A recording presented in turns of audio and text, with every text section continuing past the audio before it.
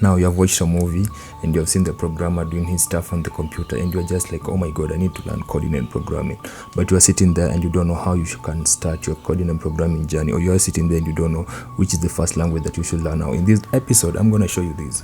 I'm going to teach you how to start your journey that will help you become productive in your coding process or in your coding journey. How?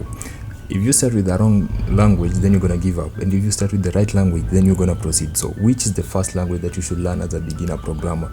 Stay tuned in this tutorial, because let me tell you something.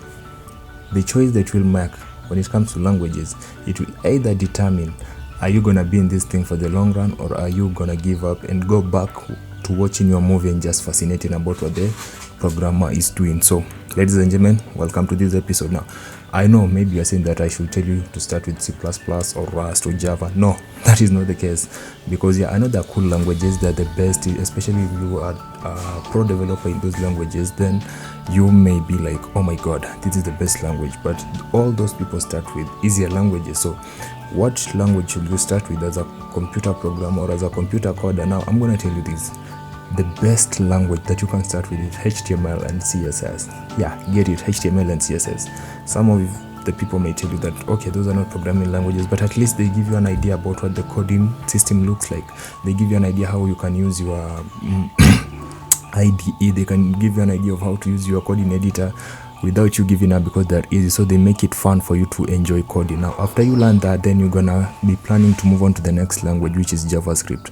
JavaScript is a web developer language that is used on top of HTML and CSS to just make the web development things so easier. When it comes to animation, when it comes to everything, you can learn JavaScript. Then after JavaScript, you can learn TypeScript. Now I know that is the fun of front-end development. Now back-end engineers are asking yourselves, what about us people who are doing backend? What about us people who want to deal with data? What about us people who want to deal with the infrastructure? What about us people who want to deal with authentication? Now I got you, my guys.